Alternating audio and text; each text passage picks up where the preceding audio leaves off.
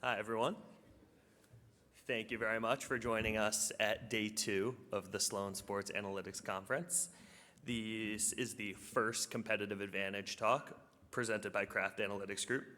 My name is Jackson Spilka, and I am a first-year student at the MIT Sloan School of Management. It is my pleasure to introduce the presentation, Applying Pressure, Exploring Pitching's Next Data-Driven Opportunity. Please join me in welcoming our speaker, Vice President of Pitcher List, Mr. Alex Vast. Thanks, man. Appreciate it. Thank you.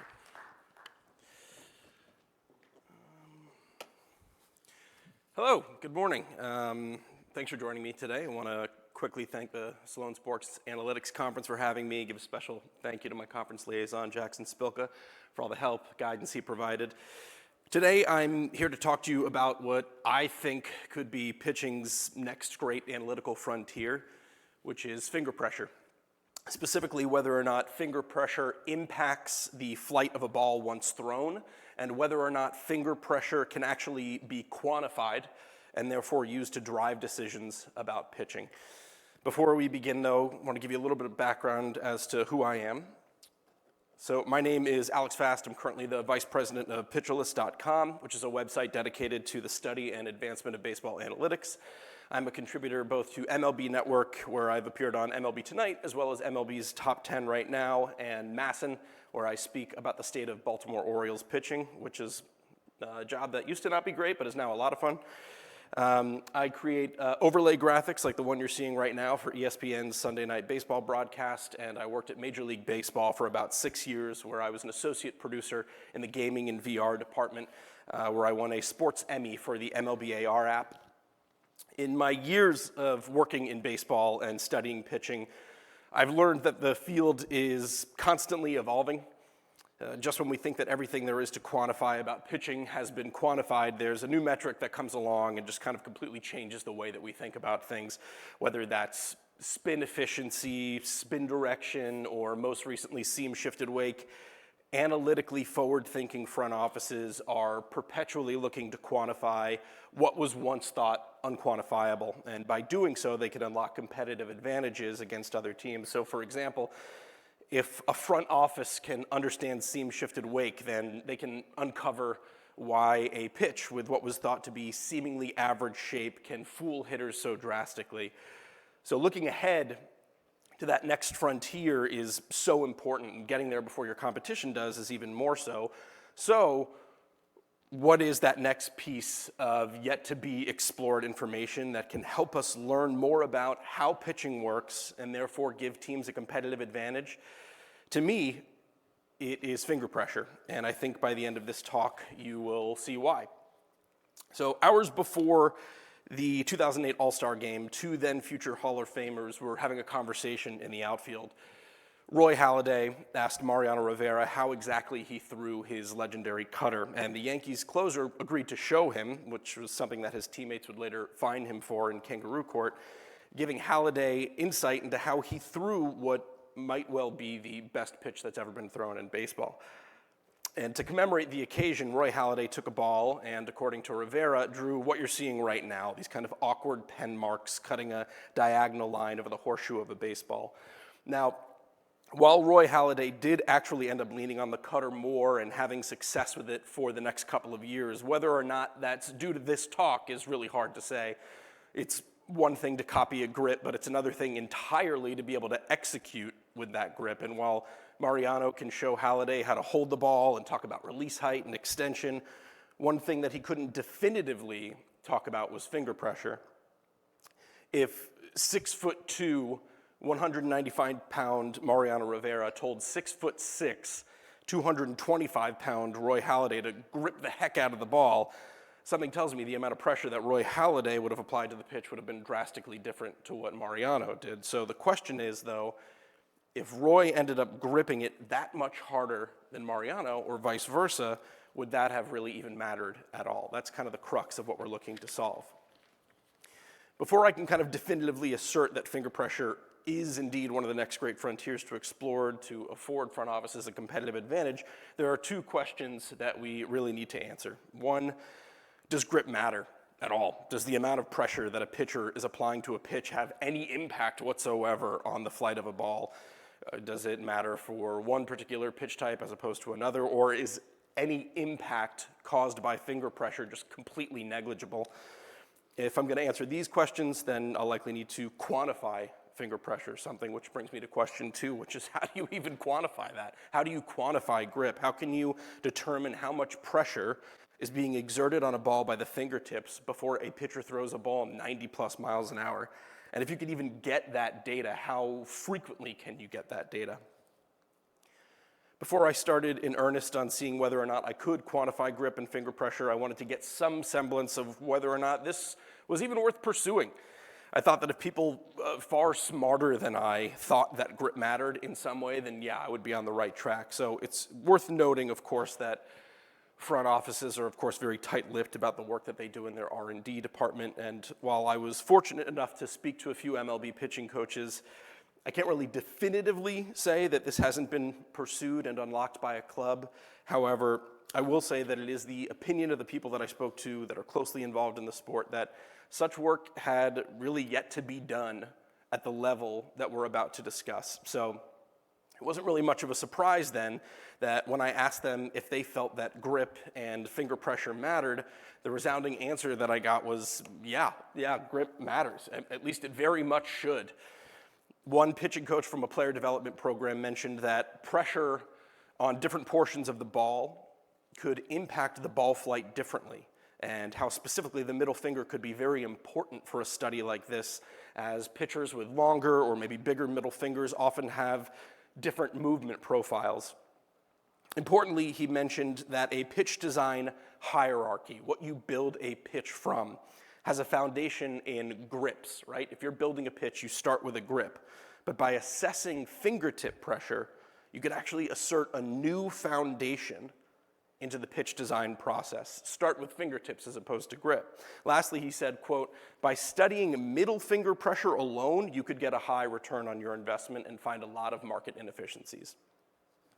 I spoke to an MLB team consultant who reaffirmed the assertions about middle finger pressure. They said, quote, if you're increasing pressure on the ball could theoretically come off the finger a bit later, maybe rotate on the finger as a result of staying in contact with the ball longer. This could be another degree of gyro spin and could theoretically lead to more gyro movement. I don't want to get too into the weeds, but for those unfamiliar, gyro spin is spin that does not contribute to movement of the ball. So if a four-seamer often has a lot of backspin, curveball has a lot of top spin, then maybe a slider has a lot of gyro movement, football movement, kind of like a washing machine. At a high level, increasing or decreasing the amount of gyro spin on a pitch would change the pitch's movement, but there are only so many ways that you can do that. So therefore, uncovering whether or not finger pressure could lead to an increase or a decrease in gyro spin could have really big ramifications. Lastly, I talked to an MLB pitching coach that mentioned that finger pressure is definitely going to have an impact, but harped on the fact that the extent to which people are measuring it will differentiate, and there are a few others in the space looking to explore something similar. So, to recap, one person saying this is a market inefficiency, it's got a potential for a really high return on your investment. Another one saying, hey, this could unlock a new way in which we impact movement altogether, with a third mentioning, yeah, it's just kind of a race to the market at this point. So these are all pretty good signs that we're kind of on the right track. With that in mind, though, it came time to solve what was the really difficult question. How do we quantify it? Can we do it? Can we get accurate finger pressure measurements while being as minimally invasive as possible? So my original thought process was that the best way to gather finger pressure data would be to just use technology built inside of the ball, right? But there are a lot of difficulties to overcome with this methodology, just one of which is what would additional weight to a baseball from technology inserted into it do to the flight path of the baseball? Another solution would maybe be using high-speed thermal cameras, but the difficulty there is that you're only getting the ball at release and not at any other part of the pitcher's motion. Plus, parsing that data would be incredibly difficult, and not to mention the fact that those cameras cost in the tens of thousands of dollars, and I work at pitcherlist.com, and not at ESPN or anything like that. I knew that in order to get accurate data, I would need to find a solution that wouldn't be cost prohibitive, wouldn't encumber a pitcher, but would allow me to get data to the level of precision that I needed to make my findings valid. So the solution that I came up with is now a patent-pending wearable. A pitcher wears a microcontroller. It's essentially a very small computer programmed with the ability to read anywhere from 1 to 5 FSRs. An FSR is a force-sensing resistor, a really small sensor that when pressed can output a value showing how much pressure is being applied. The FSR is malleable enough that it can be placed on any part of the digit that the pitcher is looking to gather finger pressure data. And the data from the FSR is transferred wirelessly to a program that outputs the data in real time. The unit of measurement is a digital value that the microcontroller converts from an analog value, but for the purposes of this talk, we're just going to refer to it as units. In the end, I think I established a piece of hardware that, while not perfect, allowed me to get the most accurate, up-to-date information I could while not inhibiting a pitcher. And thanks to a quick test with a major league pitcher in the Mariners organization, I was able to determine that the hardware would stand up to the rigors of a major leaguer's mechanics. It's one thing for me to be wearing it in my backyard and throwing 35 miles an hour. It's another for someone who can throw 90 to wear it. So luckily it stood up. So I knew I was ready for a more in-depth test. And in order to do that, I reached out to Driveline Baseball. So for those unfamiliar, Driveline Baseball is arguably the best data-driven baseball player development program. It has been used by countless major leaguers to improve their performance, and is a company that I believe is at the perpetual forefront of innovation. So thanks to Chris Langen and Brandon Mann, Josh Herzenberg, Joe Marsh, and Jose Rodriguez, I was able to fly up to Driveline's main gym outside of Seattle to conduct a 2-day study. So during the first day of the study, we just established a cadence for the tests. We knew we were going to limit ourselves to just reading the information from just one FSR. We would limit ourselves to just throwing four-seamers and sliders. And when throwing four-seamers, that FSR, that force-sensing resistor, was going to be placed on the index finger, aligning with the place that the pitcher, Brandon, who's featured here, exerted the most pressure, so he could put it wherever he needed to. Brandon would throw first with no hardware whatsoever, then he would put the hardware on, throw with regular pressure, and then he would put the hardware on again and throw with increased pressure. That would give us kind of a control that we could use to figure out what was noise and what was actually impactful. We focused on fitting the hardware properly to Brandon's forearm and that he could throw with full force without being encumbered. And we looked to get measurements every second and have those data output to a software in real time. What I was hoping to accomplish on this first day was the ability to prove out that we could get data every second and in real time, that the hardware would hold up to the test, and that we could pivot the hardware seamlessly from index finger to middle finger without losing any connectivity. The first day proved really successful. We were able to get real-time data every second and prove out what you're seeing here, which was that we could accurately measure the amount of pressure being applied to a baseball on a pitch-by-pitch basis. We can see here that Brandon threw with normal pressure for pitches 1 and 2 before drastically increasing the amount of pressure thrown for the remainder of his pitches. While I was really, really excited about these results, I knew we needed a little bit more. Hooking the hardware to Brandon's forearm was working, but if I could somehow find a location that would be even less cumbersome, it'd likely be better for results. Also, while gathering the data every second was a really good start, I determined that it wasn't sufficiently fast enough. So on day 2, we did the exact same study in terms of throwing just four-seamers, just sliders, starting with pitches without a device, moving to with a device, regular pressure, and then increased pressure. We also increased the sample size a bit. We got some additional throws from Brandon, and then also was able to throw with Jose Rodriguez, who's featured here, to increase our sample. Importantly, we changed the hardware a bit. I moved the unit from the forearm to the lower back, better center of gravity, inside of a fanny pack, so there wouldn't be anything bulky on the pitcher's arm.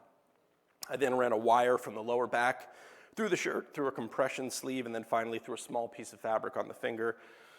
Also, very importantly, we measured by milliseconds. I added an additional wire from the unit to the computer, enabling us to get data every 50 milliseconds. So after parsing through a lot of data and looking at a lot of TrackMan outputs, we were really excited by some of the findings that we had. So let's start with some of the things that we noticed with the four-seam fastball. So we noticed an increase in spin when it was normalized for velocity, or spin to velo ratio. So let's say pitcher A throws a ball that has 2,200 rotations per minute, or RPM, and he does so at 96 miles an hour. While pitcher B throws a ball that has 2,150 RPM, so 50 RPM, but sits at 90 miles an hour, 6 mile an hour less. While pitcher B has, while pitcher A has slightly more RPM on the pitch, their spin to velo ratio is actually lower, right? To determine spin to velo ratio, you just divide spin by velocity. Pitcher A's spin to velo ratio would be about 23, while pitcher B, despite having lower spin and lower velo, actually has a better spin to velo ratio at 24. Spin to velo ratio can be a really important reason why some pitchers have better results on their four-seamers than others. So what we see in the graphic here is that when more pressure was applied, our spin to velo ratio actually increased. We observed that the four-seamer added a little more cut or horizontal movement to the pitch. We also observed that there was an increase in induced vertical break or rise. Considering that one of the biggest names of the game right now in pitching is elevating your four-seamer, this was a very, very exciting finding for sure. It is important to note that these findings are relative to the pitcher who is throwing the ball, right? But we deemed that for this pitcher, overall, there was indeed an improved movement profile on his four-seamer. The key takeaway, though, is not necessarily the fact that the four-seamer really got better or worse, though, because that's such an incredibly subjective thing, right? The important takeaway here is that we have definitive proof now that finger pressure impacted ball flight, and therefore, by tweaking finger pressure in different areas, you could alter the flight path of your four-seamer. Let's jump on to look at what we did with some of the sliders that were thrown. So when it came to the slider, we saw a significant change in the movement profile.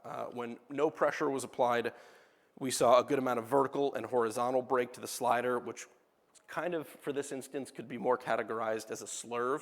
It doesn't really just move horizontally. It has a significant amount of vertical break that you would usually see in a curveball, hence the kind of slurve designation.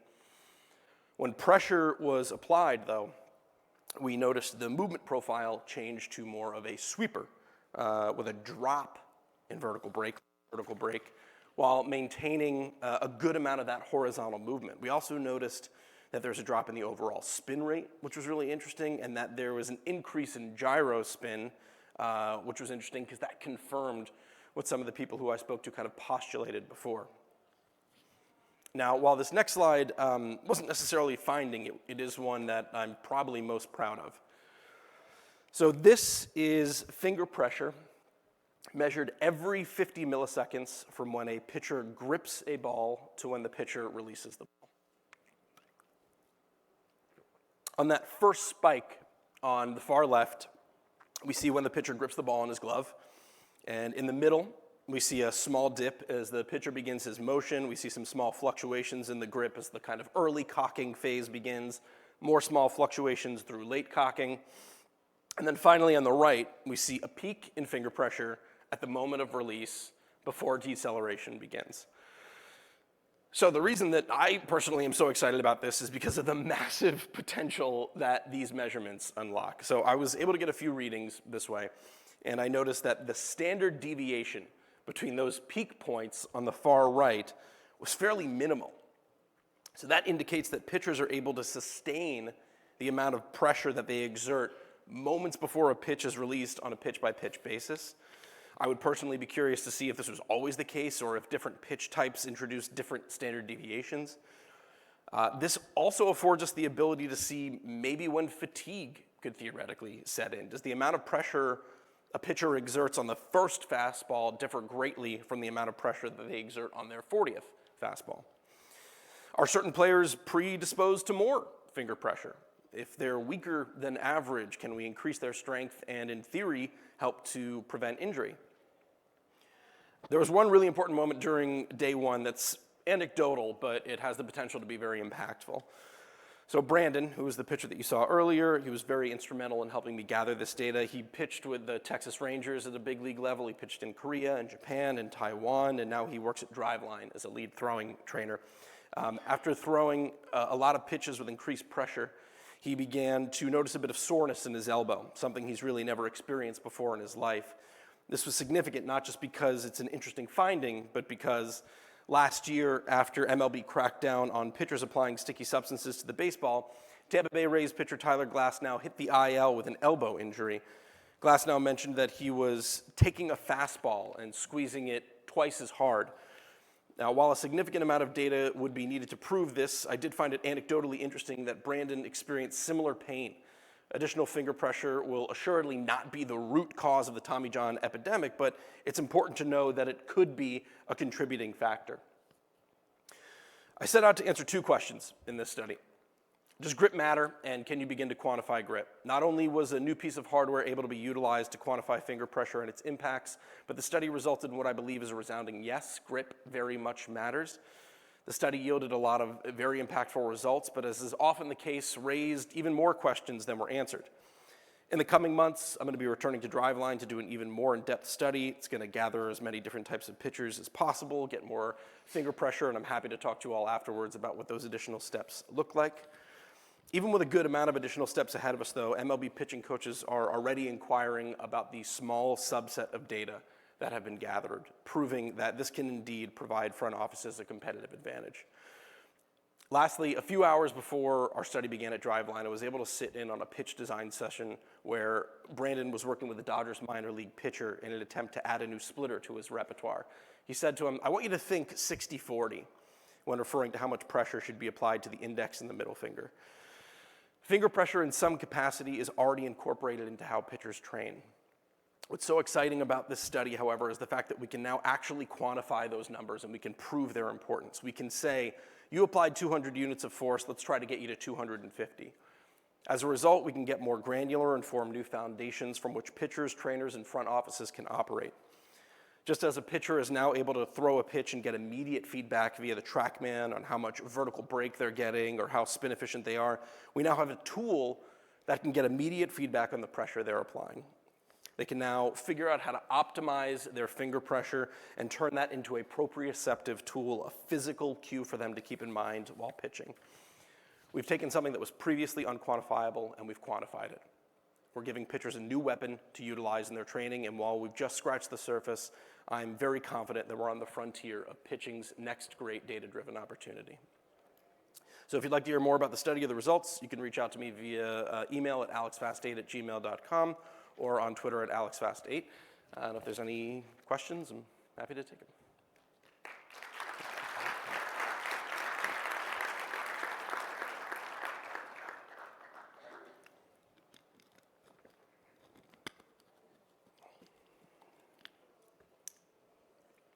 Yep. So you mentioned there was a net change in spin over velocity ratio. Was there a change in like any meaningful change in net velocity when you asked them to like grip the ball harder? At the beginning there was, just because they were sort of getting used to the device, right? And that also kind of varied pitch by pitch. Originally, when Brandon threw the first four-seamer, he probably lost about a tick or two, which is why the kind of increase in spin to velo ratio was so important. But as Brandon and Jose got a little bit more used to throwing with that kind of small sensor on their finger, they were able to kind of get the velocity back to where they needed to. It also helped us kind of control for it, right? That's kind of why I made sure that they threw it without any additional finger pressure first, just to see, okay, this device, it's a little new for them. They might take a step back in velo. Mostly happened with four-seamers. Breaking pitches didn't seem to happen quite as much.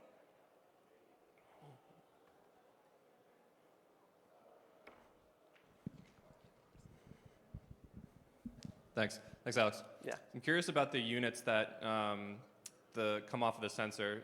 It's dimensionless. Are you thinking about going to like pounds per square inch, newtons in the future? Or is that just a factor of the sensor itself? Yeah, so not to get too into the nitty gritty, but yeah, we'll probably end up moving to newtons. The Arduino itself, which is the microcontroller that we're using, outputs just to a random digital value between 0 and 1023. There's additional code that we can add that'll automatically switch it to newtons, and that's something we're going to be doing in the next test that we do in April. Yeah, of course. Yeah.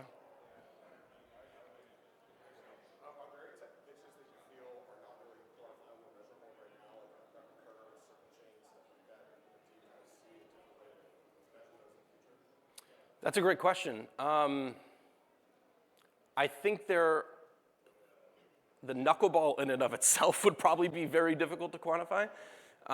What's kind of exciting about this tech is you can pivot it to any digit, right? And then see what the impact is even on that digit. So when we started to throw with sliders, we did a few studies where we measured the finger pressure from the middle finger, which would theoretically be more impactful. And then we also measured from the index finger just to see, hey, you know, Brandon was talking about a 60-40 approach, 60 on the middle and 40 on the index. If we're measuring the index, which has less pressure, we could probably learn just as much from that as we could about fingers that are applying more pressure. But yeah, if I'm throwing a knuckle curve, there's really nothing that I could kind of study there.